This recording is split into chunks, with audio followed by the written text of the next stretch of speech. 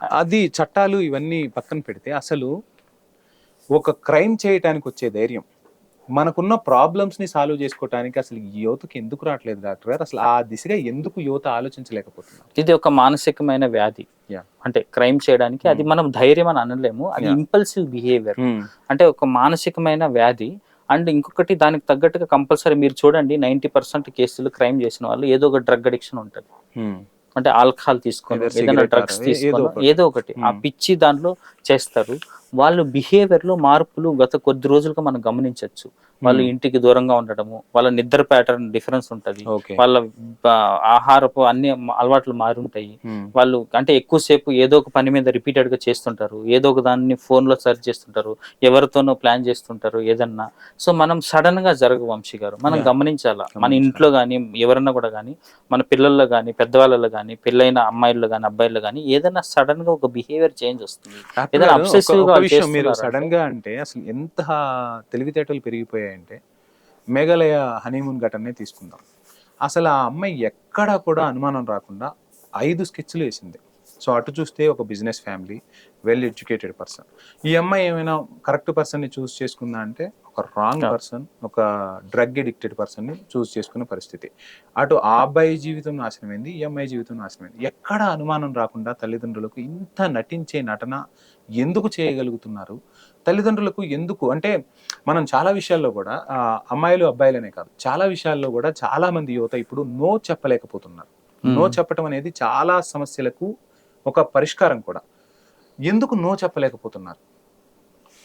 అయితే బేసికల్ గా ఇప్పుడు ఎందుకు వీళ్ళు అందరూ ప్లాన్ చేసి అట్లా నార్మల్ గా బిహేవ్ చేస్తారంటే అది ఎక్స్పోజర్ వంశీ గారు. ఇప్పుడు మనము మెయిన్ స్ట్రీమ్ మీడియాలో కానీ సోషల్ మీడియాలో కానీ క్రైమ్ చేయడము అంటే అట్లా అతి తెలివిగా ప్రవర్తించడము, మోసం చేయడము అనేది నార్మల్. అది తెలివైన వాళ్ళగా మిమ్మల్ని ప్రొజెక్ట్ చేయడము అట్లా చేస్తున్నారు, అది గొప్పతనము. ఇప్పుడు మనం చూసే సినిమా కంటెంట్ కానీ ఏదైనా కూడా కానీ ఎవరైతే క్రైమ్ చేస్తారో వాళ్ళని హీరోలుగా చూపించే ప్రయత్నం చేస్తున్నాం. ఇదంతా నార్మల్, మనం ఎస్కేప్ అయిపోవచ్చు, ఇది చేయగలము అనే దానికి ఎక్స్పోజర్ వచ్చేసింది వీళ్ళకి. అంటే హింసకి ఎక్స్పోజర్ వచ్చేసింది. సో ఎలా హింస చేయాలనేది తెలుసు, ఎలా తప్పించుకోవాలనేది కూడా ఈజీగా తెలిసిపోతుంది. ప్లస్ ఆ పరిపక్వత లేదు.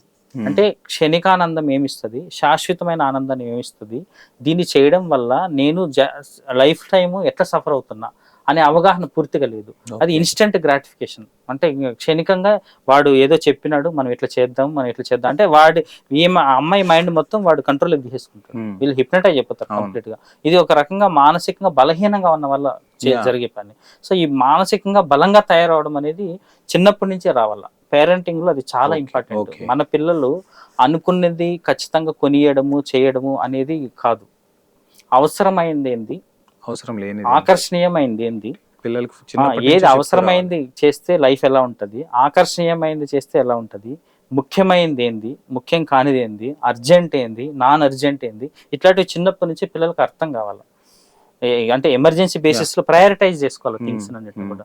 సో అందుకనే పేరెంటింగ్ అనేది చాలా ఇంపార్టెంట్. మనం పెంపకంలో మార్పు వచ్చింది, విద్యా వ్యవస్థలో మార్పు వచ్చింది, మన కుటుంబ వ్యవస్థలో మార్పు వచ్చింది, సమాజంలో మార్పు వచ్చింది. ఈ మీడియా కంటెంట్ ఇవన్నీ కూడా అంటే మీకు తెలుసు, నేను చెప్పాల్సిన పని మెయిన్ స్ట్రీమ్ అంటే ఈక్వల్ రోల్ ఉంది. మెయిన్ స్ట్రీమ్ కానీ సోషల్ మీడియా కానీ సినిమా మీడియా కానీ వీళ్ళందరూ కూడా ఈక్వల్ రోల్ ప్లే చేస్తున్నాము.